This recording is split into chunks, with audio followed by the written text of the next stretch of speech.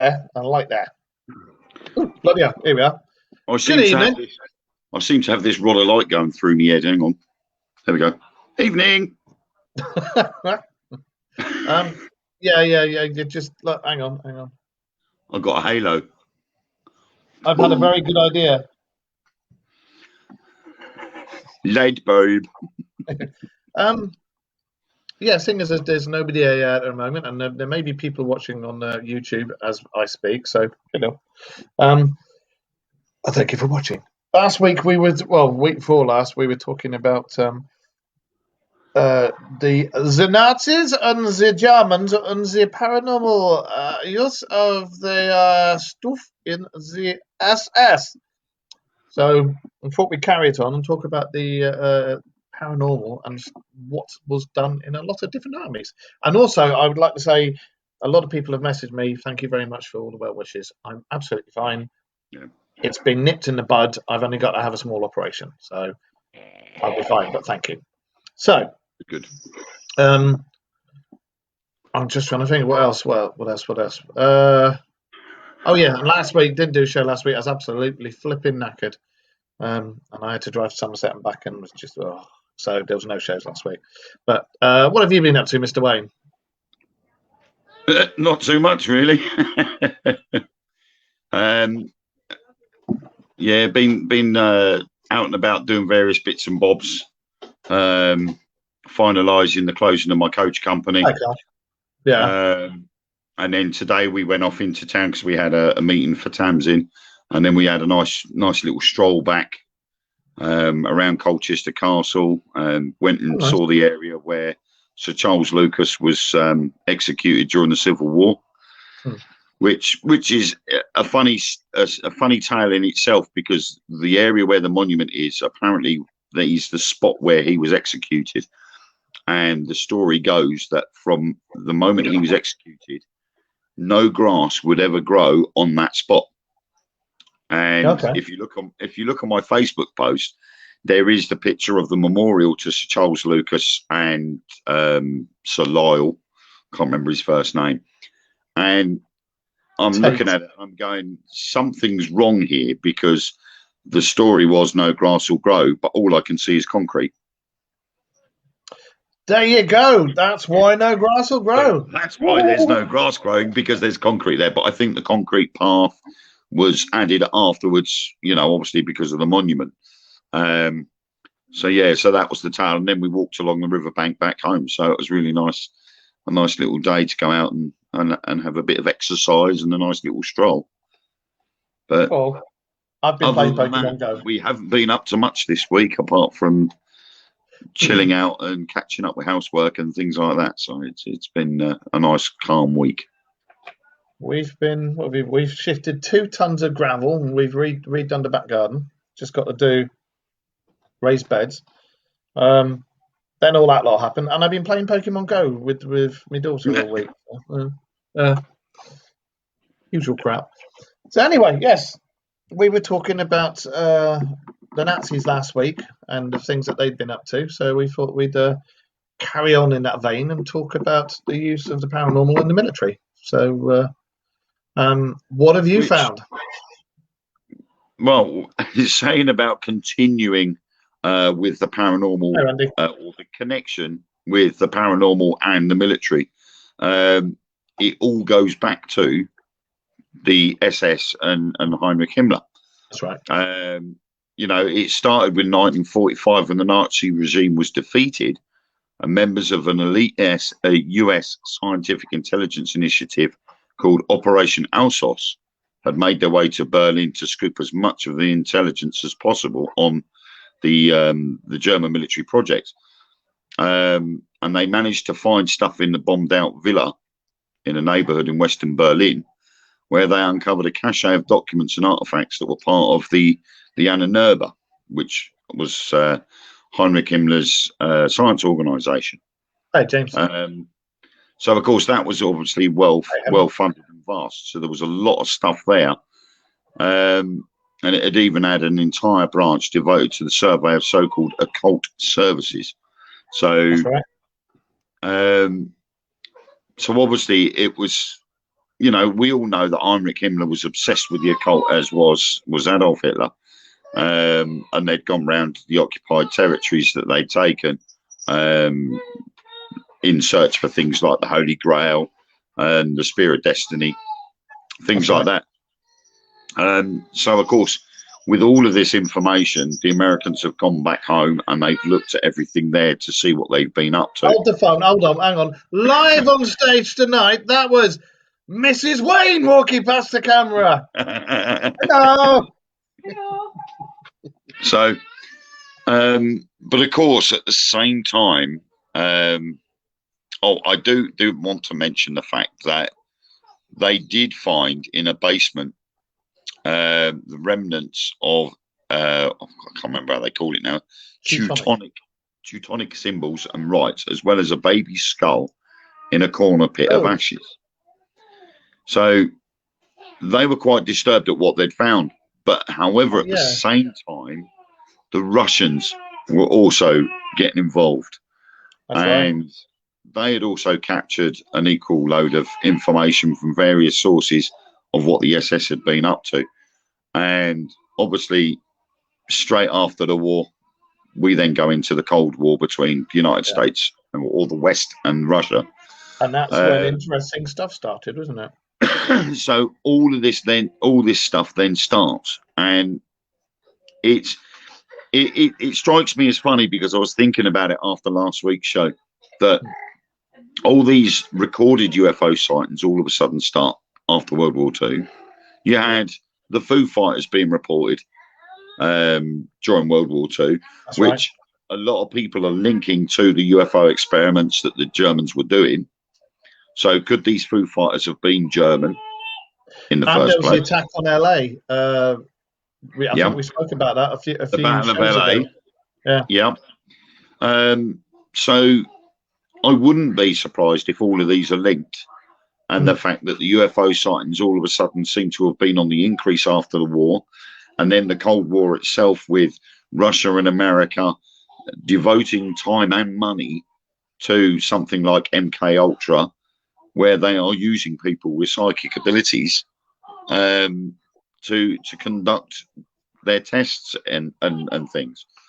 Well, as we'll talk about, the Americans certainly did some crazy stuff, and the Russians, if I remember rightly, were doing very similar at the same sort of time. But we'll get to that.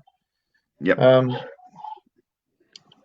I'm just trying. Sorry, it sounds like I've got a kitten demolishing the house. What the hell is he doing? Somebody take the Kangol drill off him. Right. Where were we? Right, here we are. Now, the CIA and KGB would conduct similar experiments, each side arguing that the other side's program required countermeasures to defend against them, which was complete and utter bull crap. They were just doing their own experiments, and it's literally as it's always been between America and any other superpower, who gets there first, and that's what it was all about. It's all all you've got to do is look at the space race.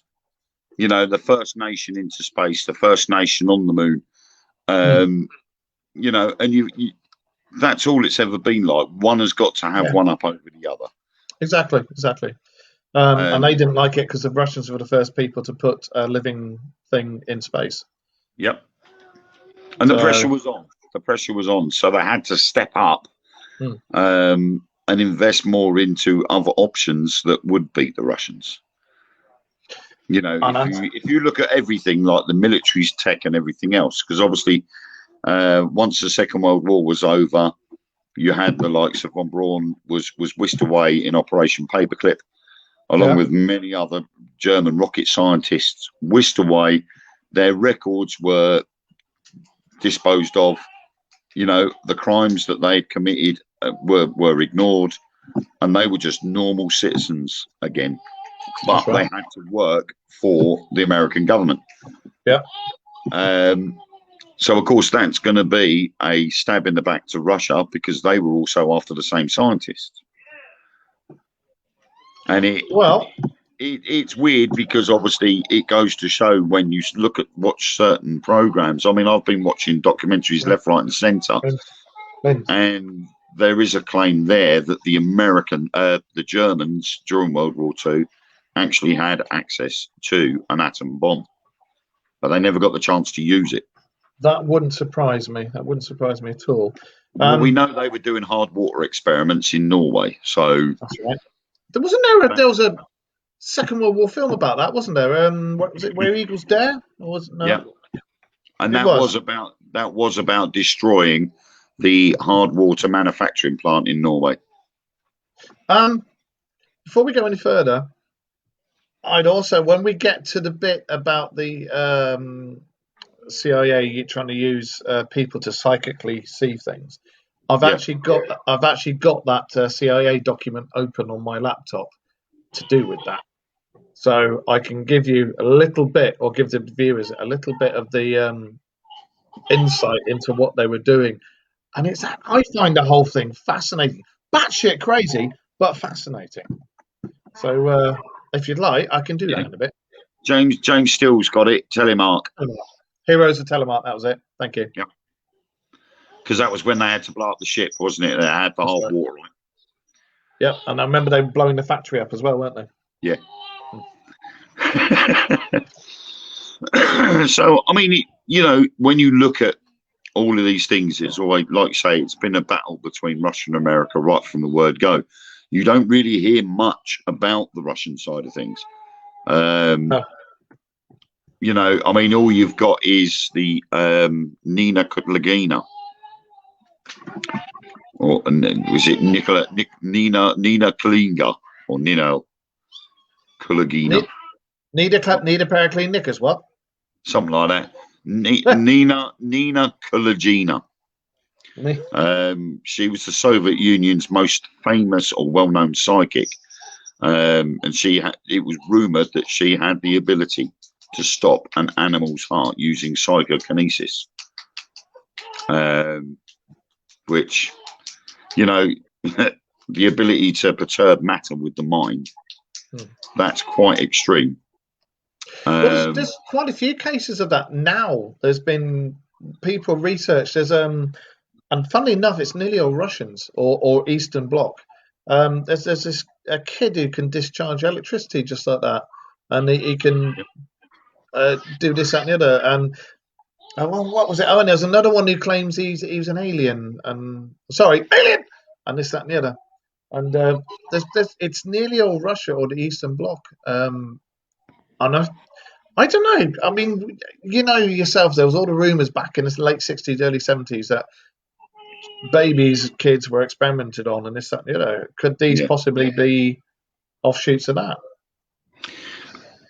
It's possible. I mean, MK Ultra itself and Sub Project 58, they were dabbling into the unknown. Yeah. And in essence, they were just as bad as the SS doing their occult experiments. So he agrees. What makes me laugh is the fact that everybody sort of went, "Oh, the SS were nasty gits because of a certain incident," and then they're like, "Oh, but they were into the occult. They were doing this. They were doing that. They were dabbling with the supernatural. They were dabbling with evil powers." But no one actually turns around and says the same thing about the Americans. No, the Americans were doing it, the Japanese are doing it, and the Germans were doing it. Yeah. No one turned around and said the Russians were wrong for doing what they're doing. But they were just as bad as what the Germans were. And obviously the Russians, anybody that, or any nation's government that wants to research into these things is going to go for it. If they think there's something credible there, they are going to research it regardless.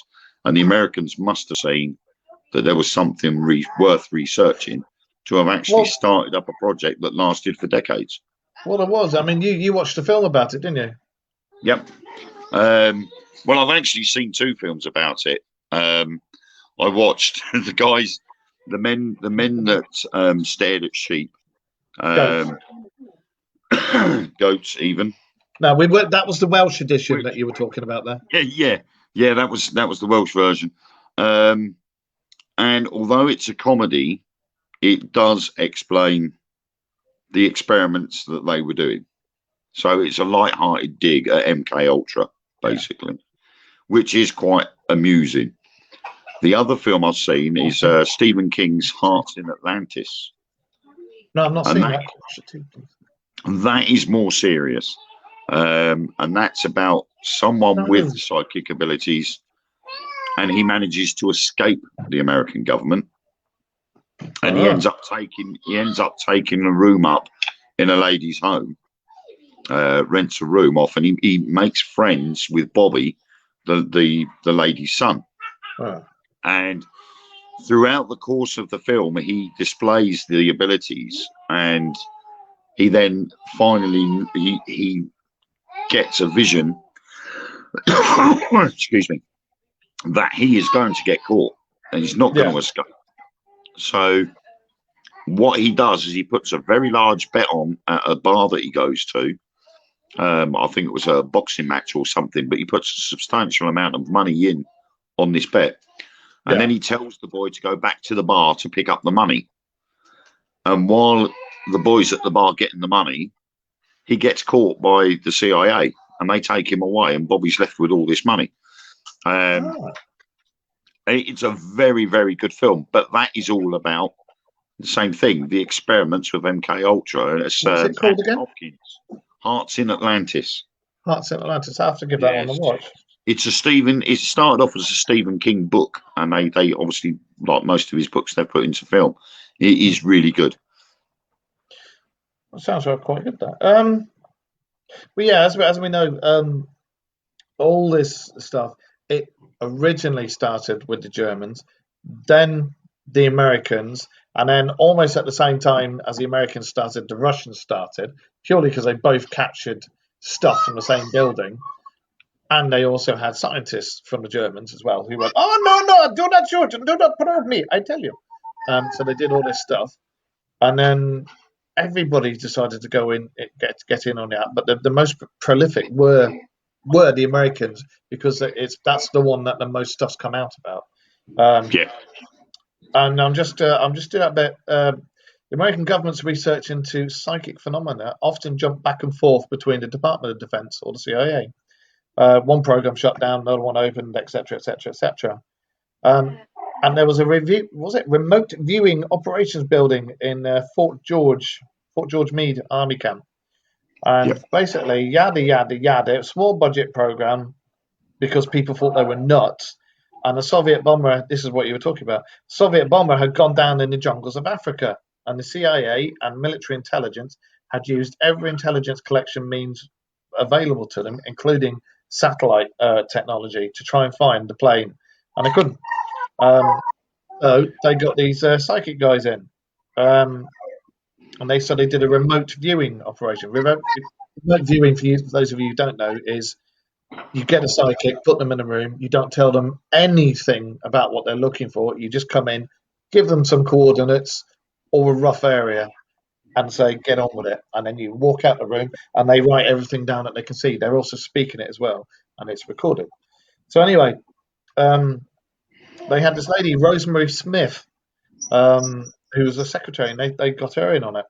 And she was able to draw maps that pinpointed exactly where the aircraft was to within a few miles. Cable sent to the CIA, and they sent a paramilitary team out to the jungle, and near the area where Rosemary Smith said it would be, they saw a villager carrying a piece of the aircraft out of the jungle, and that villager then led them to the aircraft. So if there's nothing in it, what's that? Exactly. You know, for a lady to be put in a room and actually sort of pinpoint exactly where this bomber, and this a Tu-22 is not a small bomber. It's not a small aircraft. This one was actually converted from a bomber into a spy plane. And for it to just disappear off a scope, and even the Russians couldn't find it. But at the same time, they were still looking for it. However, the Americans were like, well, it's a spy plane. We need to get our hands on that as quick as possible.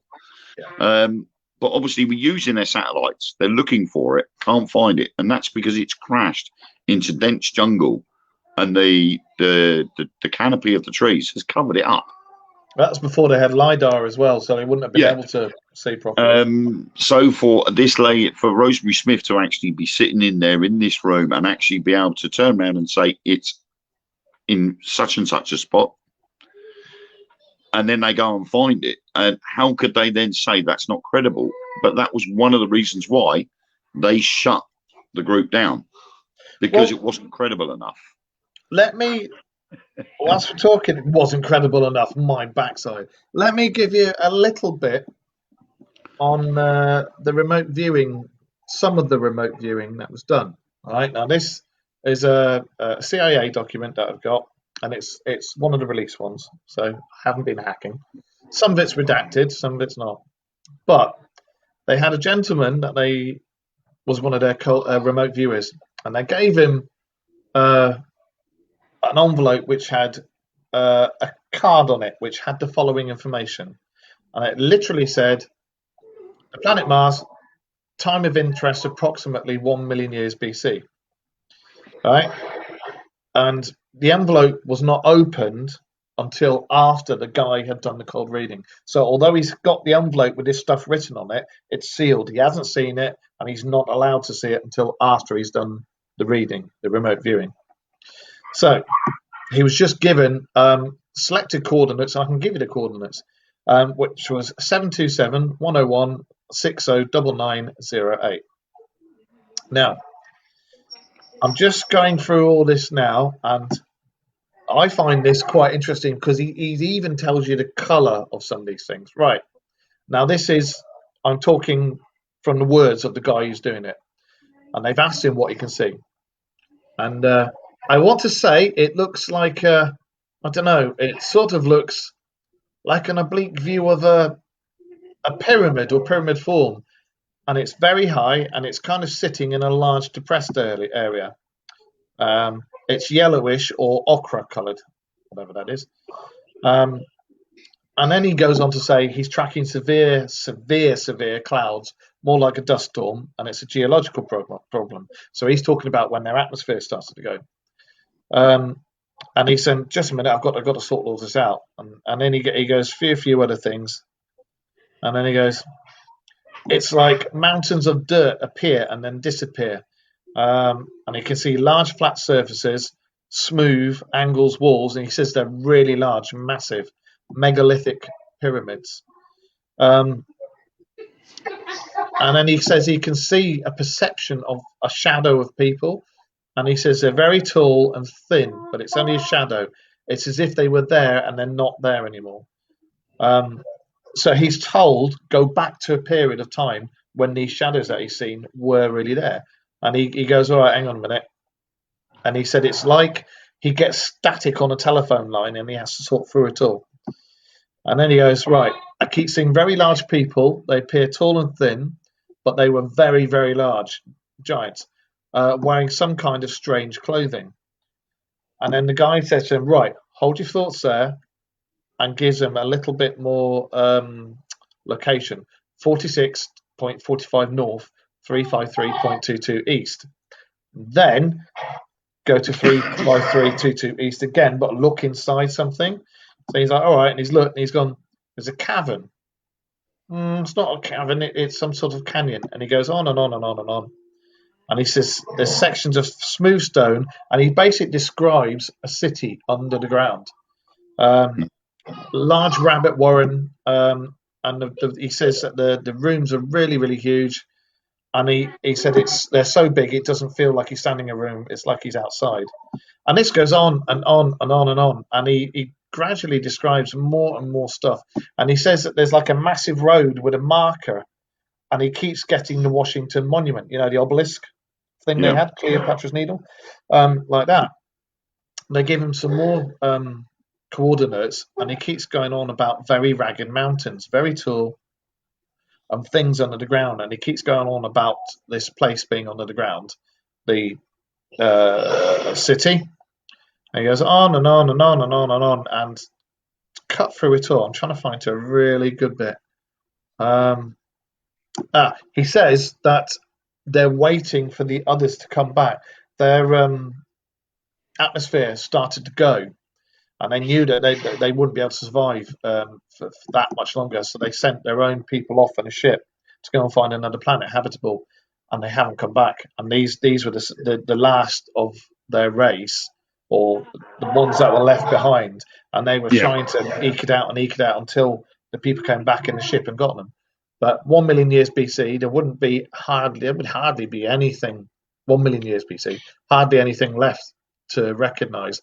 So that would explain where all the dirt and brick-like debris and everything's come from. So make of it what you will, but I found the whole thing very, very interesting. Well, it is, because it obviously, again, we sort of seem to be going back to the situation of your aliens. Yeah, aliens, definitely. Definitely. The air's bad. We'll send our people off somewhere else. And in that time period, we haven't even got that far. It's.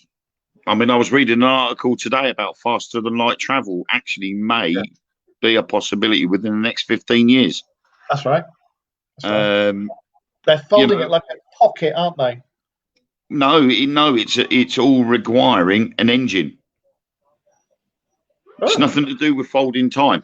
I think they said something like it takes 70,000 years or 700,000 years to get to our nearest star using current technology. Yeah. Using, I can't remember what sort of engine they'd stated, which was only about 8 years away. It would take about, I think they said 5,000 years. And then using this new theory on faster than light travel, which is only 10 years away, but about 15 years before the first practical example could be used, would only take 4.5 years to get to the nearest star. And I think they said it was something like 70,000 light years away or something.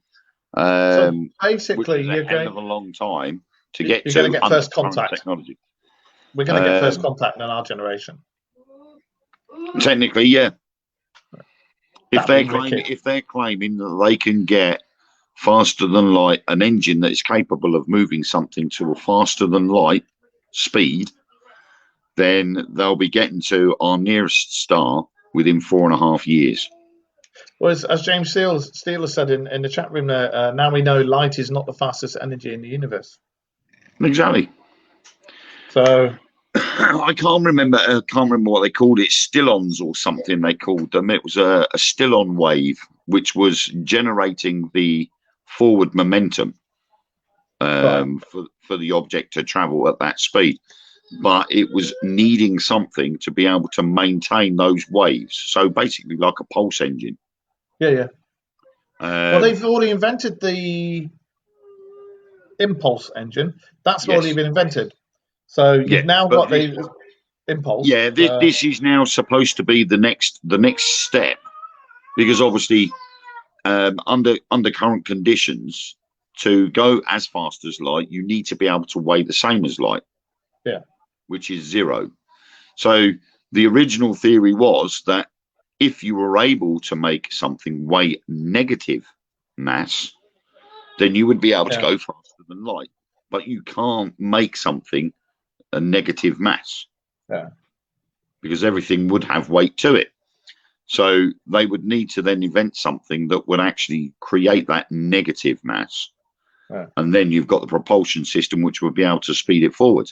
Well, this guy reckons that it is possible that it will be done within the next 15 years. Well, to be absolutely honest, they've already turned around and said that, we've got crashed UFOs. So exactly. I think most of the world that hasn't been living under a rock knows that there are aliens, and that they've been working with the governments for a long time. And quite a lot of us have seen some weird, wonderful things in the sky. So I don't think it's going to be that long before actually something appears. I think I can openly admit I've lived with a few. So yeah, I think yours and my exes come from the same family of them. Why are you talking about yourself? We're talking about the existence of aliens, and I said I've probably lived with a couple. you were an alien yourself. That's true. But, hey, Yeah, we're not talking about me. I reckon that'll happen. I reckon that'll happen in our lifetime. Do you? Definitely. And the light travel. The guy reckons that the theory that it does sort of put into question Einstein's theory of relativity, and the fact that you cannot go faster than the speed of light. But we know that there are particles out there that do travel faster than the speed of light. That's just what James has said. It's a case of harnessing that energy. And this guy reckons that the theory is sound. It's now the practical side that they have to prove. And they reckon within 10 years, they will have that theory proved. And then within another 5 years after that, they should be able to have the first prototype to test to see whether it can go faster than the speed of light. Talking of that, do you remember that video I sent you? That was sent to me by, I don't know if he's in the room tonight, my mate Mark Atkin. He found that video of that comet that was going to hit the Earth and then it exploded. And then we saw that weird tube thing fly along, hit the comet, come out the other side, and exploded the comet. That was bloody interesting. And whatever fired that tube, laser, whatever it was going so fast you couldn't tell. That was faster than anything I've ever seen. Yeah, I mean, I've seen quite a few weird videos lately over the last weeks. One came up on my news feed of one of Elon Musk's rockets taking off, and it just hit this cloud line. And then as it came out the other side, you see what looks like a missile hit the rocket. And the title was Musk's rocket gets hit by UFO. And I watched it and I'm like, you really seriously think I'm going to believe this? The rocket carries on going. So to me, it just looked like someone had edited in another rocket heading in the same direction. You see this puff of smoke and then the rocket carries on going out of orbit. And you're like, no, it didn't get destroyed by a UFO. And I think that is half the problem is these paranormal joyriders that think it's funny to try and hoodwink people into believing stupid videos. So they really pee me off so much because I mean we're not so much on the fringe side of things anymore. Thank God, people are actually taking the paranormal side of things a bit more seriously now. But then you get people like that just do stupid stuff, and it just makes us all look like complete and utter wallies. Yeah, I mean, I'm a wally myself, but you know, it makes me look worse. It's a very draconian attitude. Yeah, you know, we're now at an age of, I think personally, we're at an age of enlightenment again. Just about to say that, yeah. We're going to have a new industrial age. Yeah, the stuff that's coming out now. We've already had a few with obviously with steam mills and everything else, and then the advancement in technology when you see a mobile phone from the 80s being the size of a breeze block to 30 years later and it being on your wrist. Yeah. So the next stage is, so what next? And there was also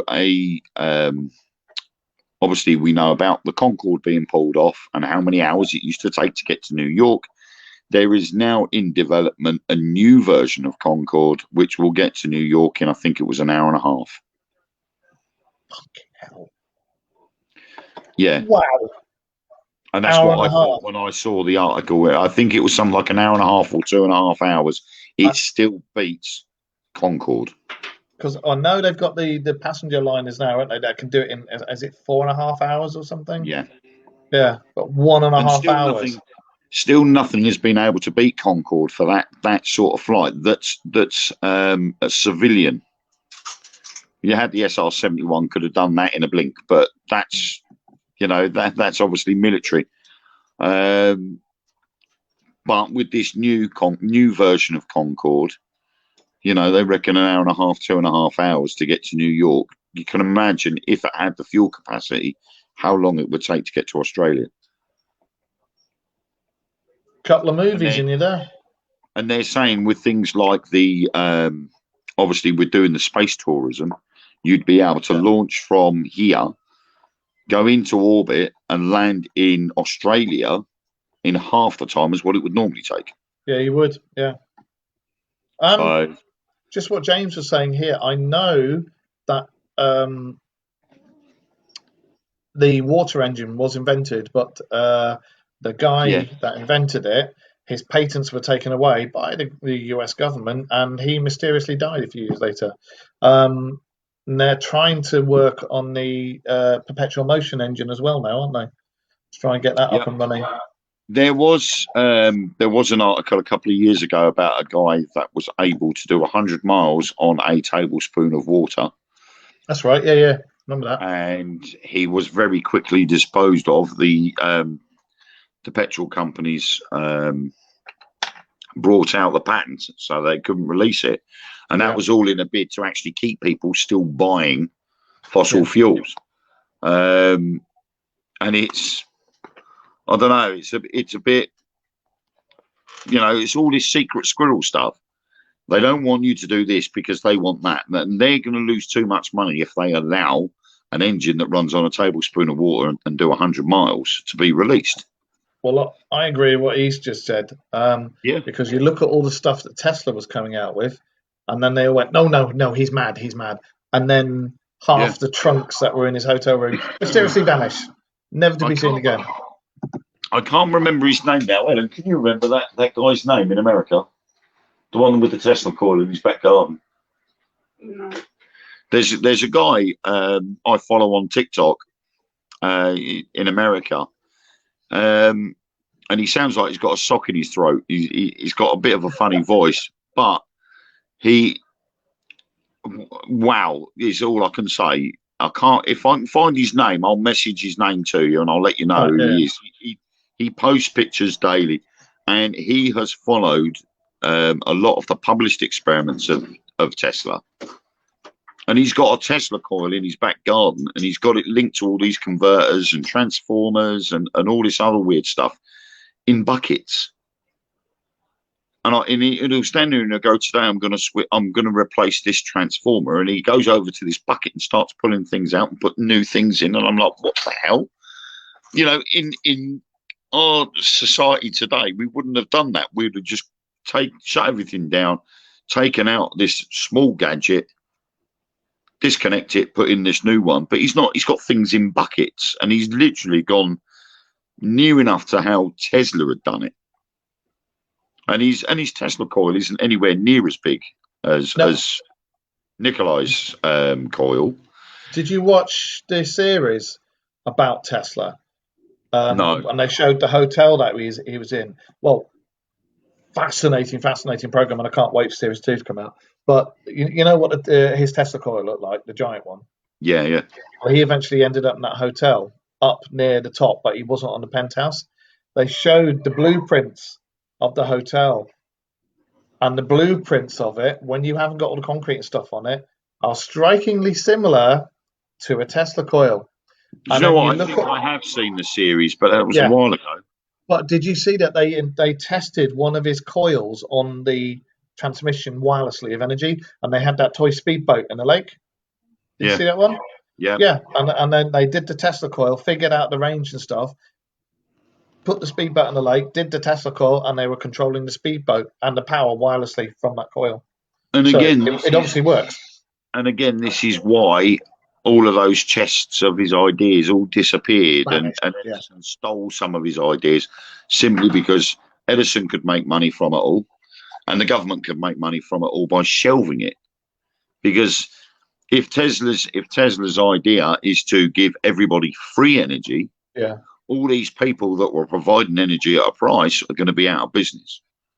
All the oil barons and this. Well, I mean, when he was in his hotel room, and the last 2 months before he died, they knew he was ill. The CIA, or the OSS as they were then, were 2 rooms down from him, and he didn't know.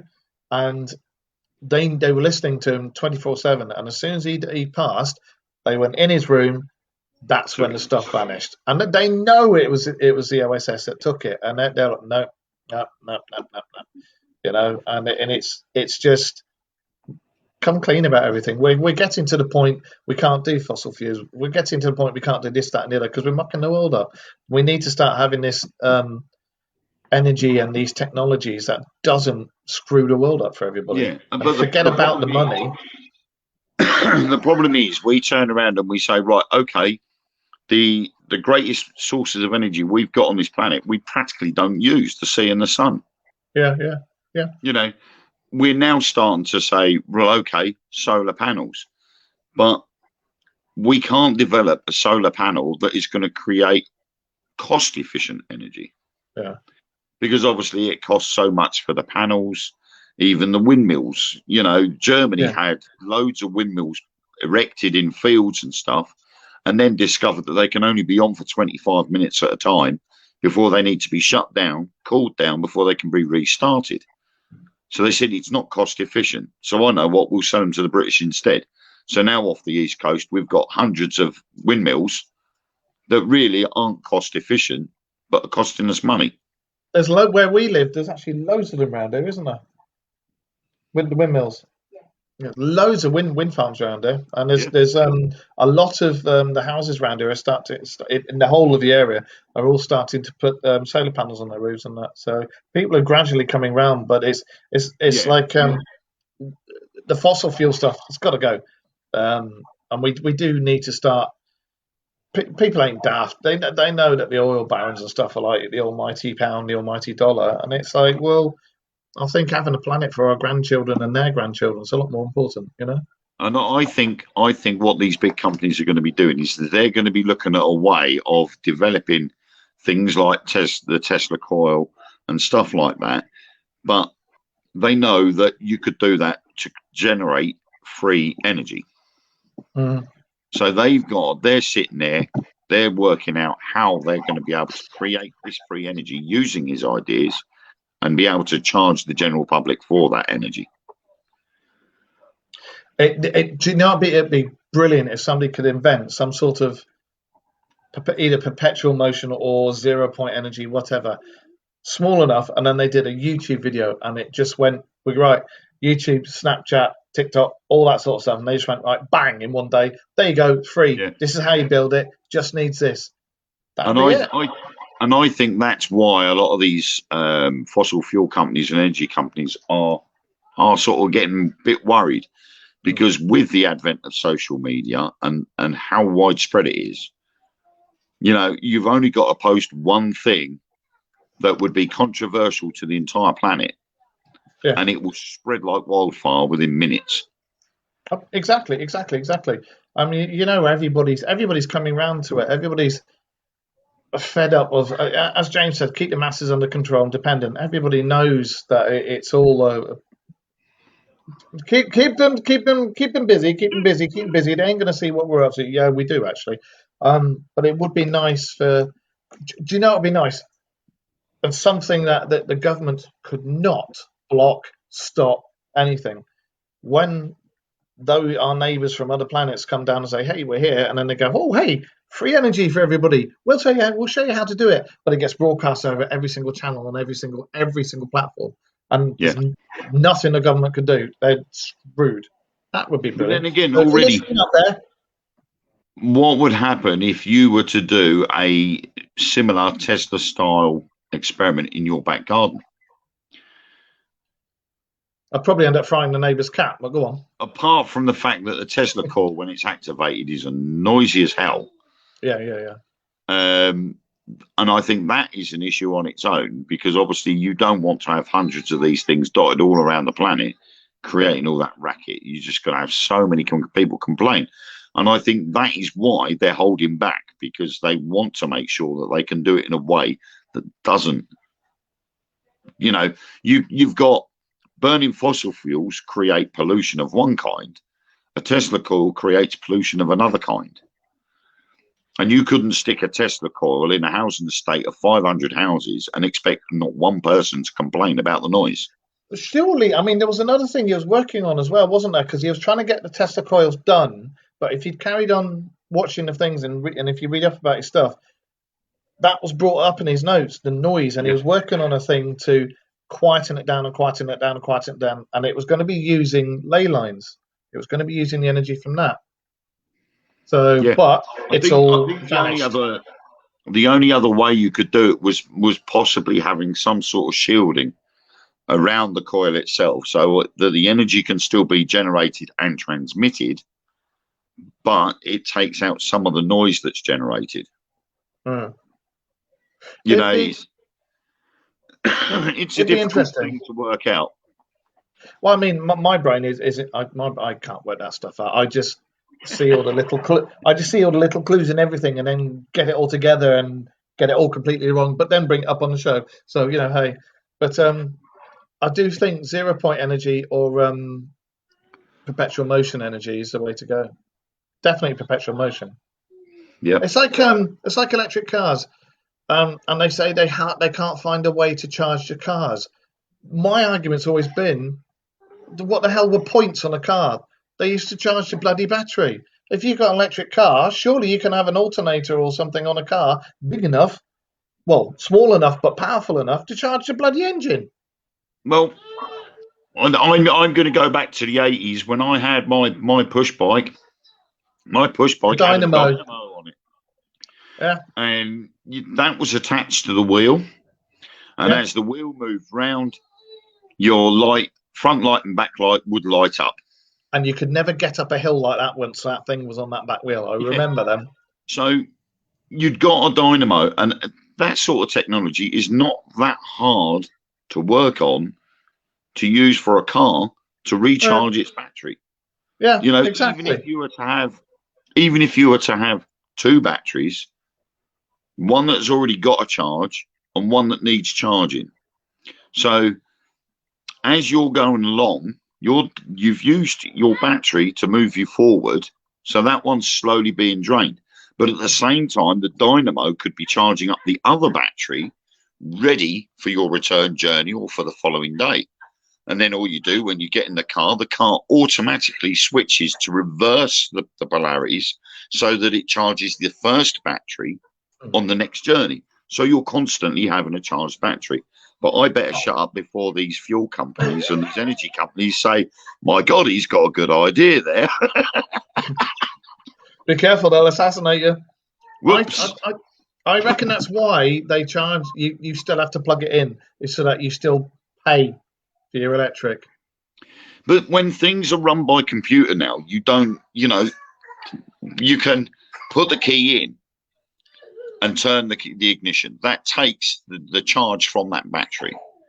So when you take the key out of the ignition, the computer in the car automatically recognized you switched the engine off and taken the key out. So we then have a switch a relay switch that converts to the second battery, and so on. So every time you put it in and out. That's his missus. That's his missus, James. It's not a man in black. That's his missus. And I got two fish tanks behind me. This is the problem. I sit here and I think of things and I go, well, that would be a good idea. They could do that. Do that. And then years down the line, someone goes, we've just invented this. And I'm like, shit, if I'd have mentioned that a couple of years ago, I'd be a millionaire now.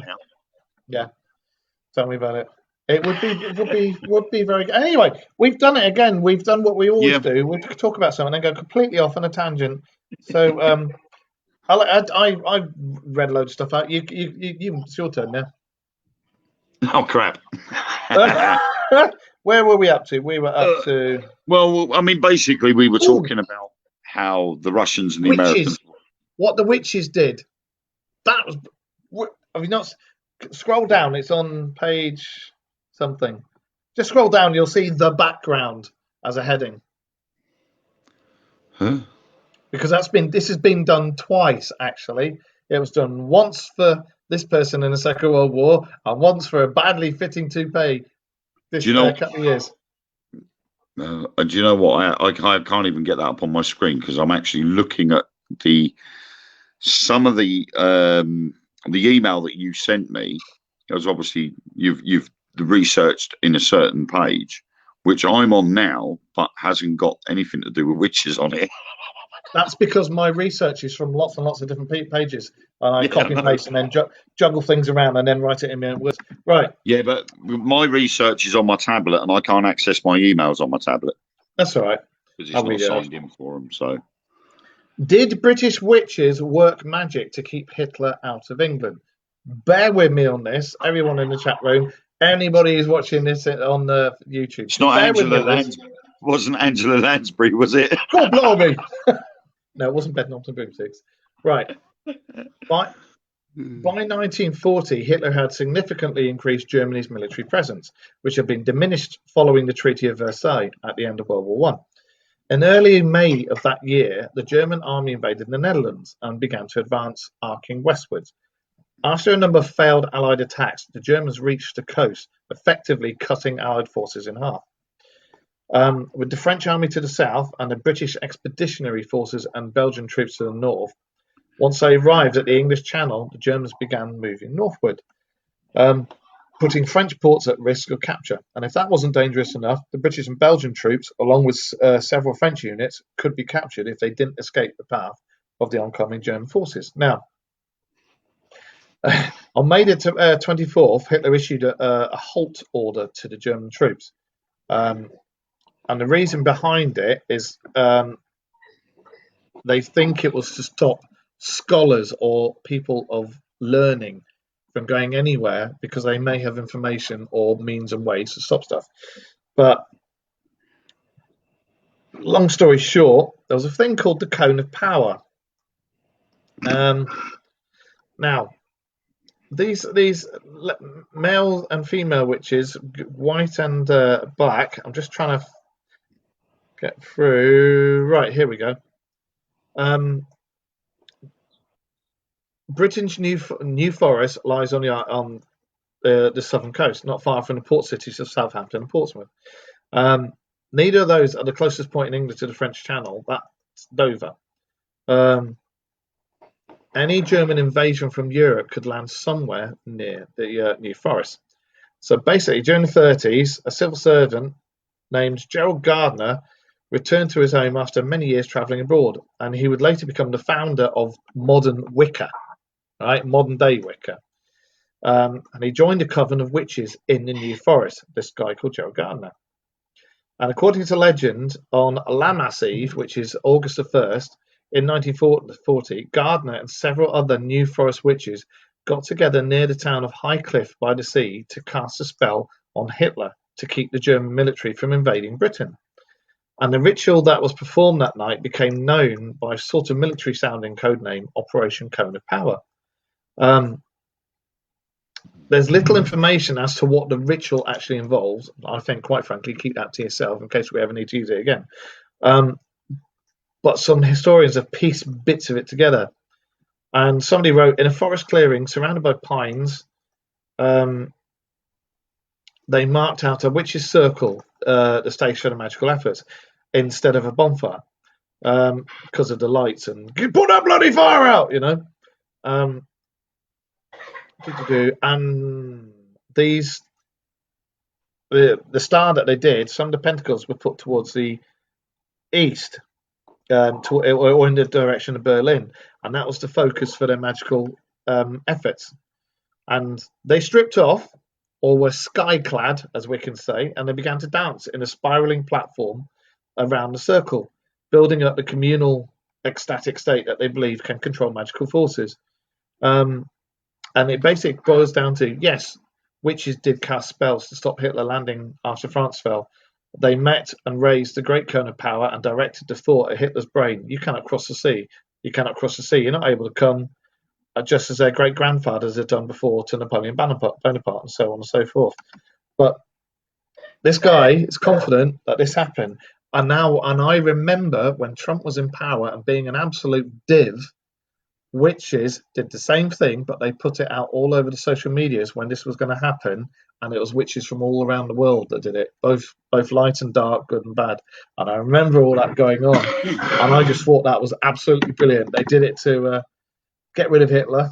Well, I mean, yeah, as James says, Hitler gets to blame the witches, but these people turned around and said, yeah, we took our clothes off and wobbled our dangly bits, and we wobbled them in the direction of Hitler and stopped him. quite frankly, if I could stop Hitler with my willy, I'd be happy. I'd be chuffed as nuts for saying that. I stopped Hitler with my danglies. Oh, well, you saying that, it was actually the Crotona Fellowship in the New Forest Coven. You knocked the camera off. Hang on.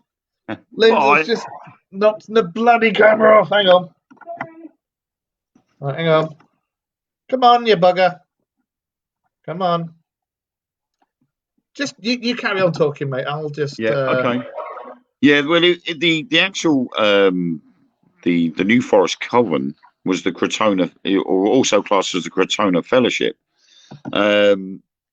However, someone called Aidan Kelly and Leo Ruckable came to a conclusion that it was simply a fictional invention of Gardner's to provide a historical basis for his faith.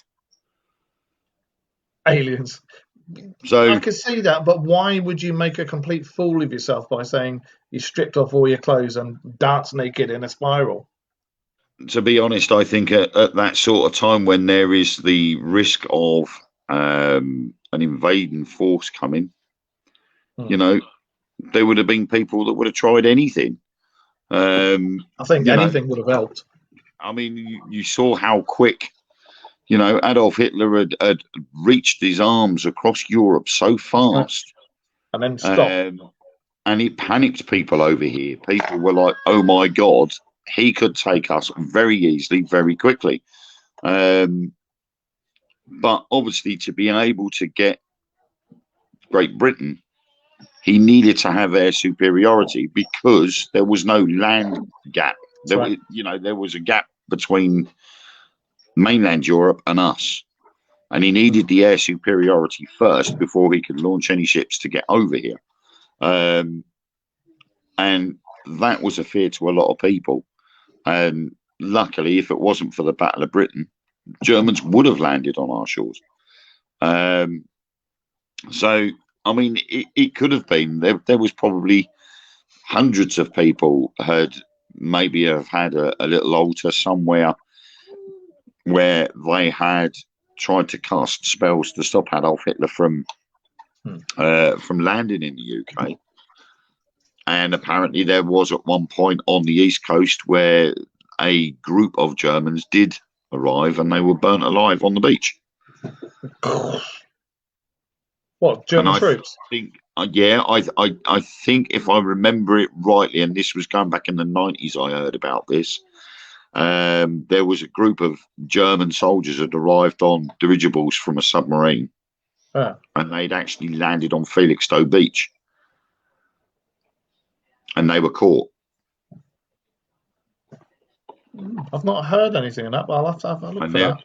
The rumour was there was oil or something put in the sea, and someone set fire to it, so they all died before they could actually get foot on land. And the government and the local council keep denying it, but eyewitness testimony had said that it happened. So again, Men in Black job, isn't it? Cover it up. It didn't happen. If you release the information that the Germans did land on our soil, that would have been it could have been a whole new ball game. I mean, without trying to sound daft, I know a couple of witches, and I also know some people who claim to be witches.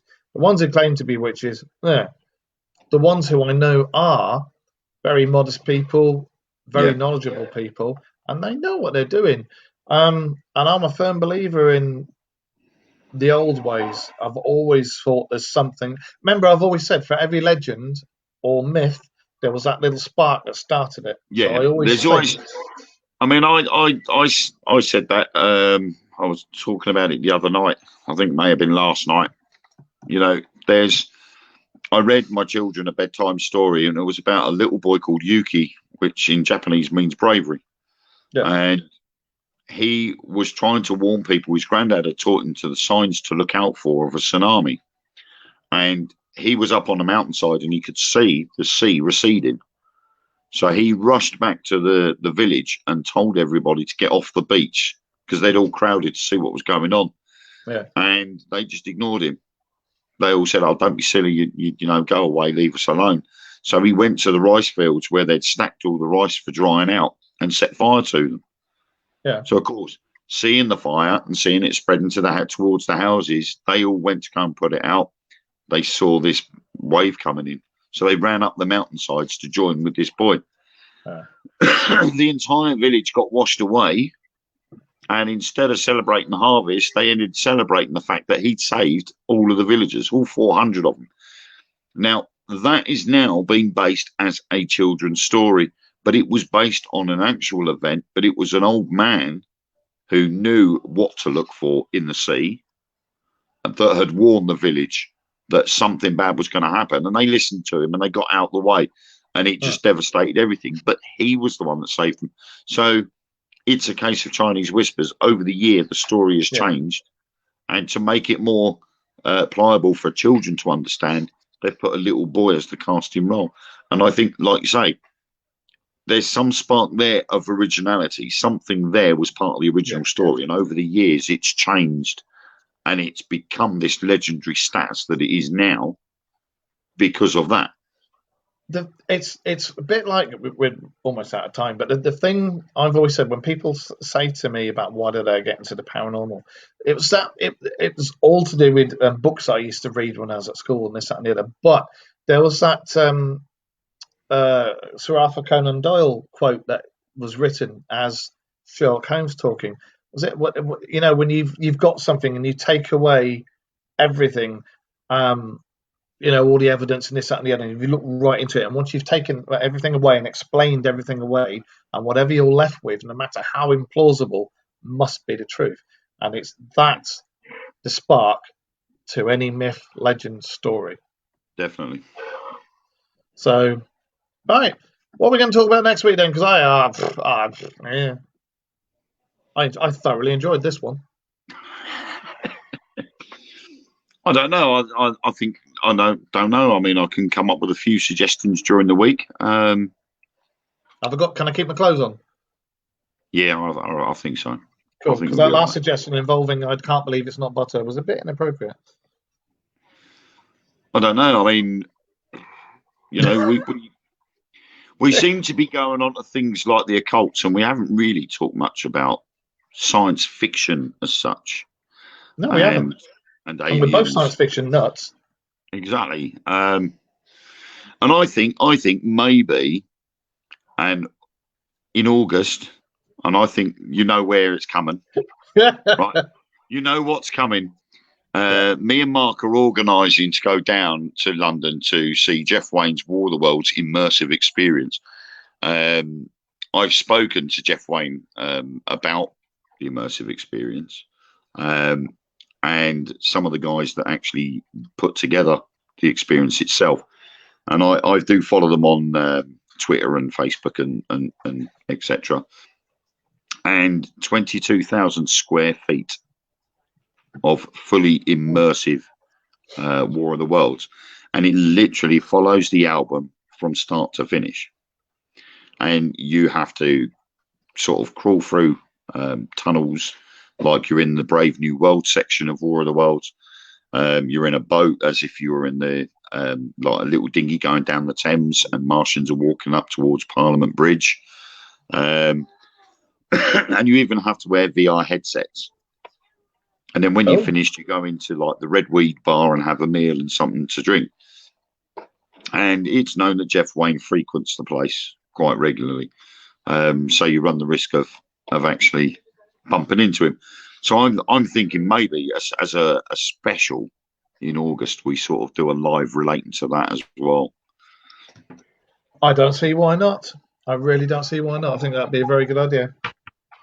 But I think I'll tell you what we can do. We start. Why don't we do a few? We'll leave off the countries for the moment and do a few fact or fiction. Yeah, well, I think we've done a lot about ghosts, and we haven't really sort of gone down any other route. We haven't done cryptozoology, and we haven't done ufology. We've just based what we know on UFOs regards to the Nazis. And we sort of like briefly touched on the Tic Tac, and that's about it. All right. Well, we'll do a few aliens. I'm not going to shout because my grandson's asleep, and we'll do some cryptozoology and start doing some more of that. I think we'll just take it as it comes. And if any of you lot watching this, or anybody in the chat room, or anybody who's looking at this on YouTube, send me a message or send Wayne a message and tell us what you'd like to see us or hear us talk about, and we'll do a show about it. We'll do any subject in the paranormal. Like my lack of hair. Sorry? Does that include mythology? Well, it's like Mark said, legends and myths, they've all come from some original spark in the first place. There's always been something that's created that myth or legend.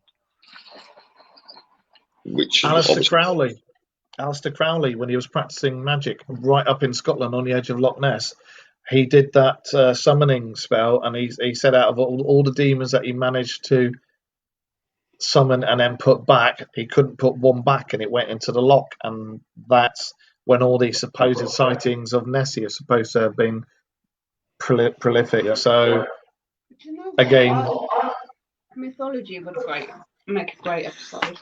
Yeah, but I think mythology isn't so much under the paranormal field, is it? Well, no, but like things like the Loch Ness That's Monster. folklore.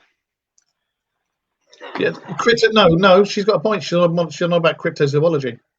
Yeah, that's what I meant. But that's cryptozoology. Yeah, things like that. I think that would make a good episode. I'd be a bit worried if I came across a Minotaur, because I'd wonder who was doing what to who. If you came across a Minotaur, mate, I would hope you would wipe it off and apologise. All right.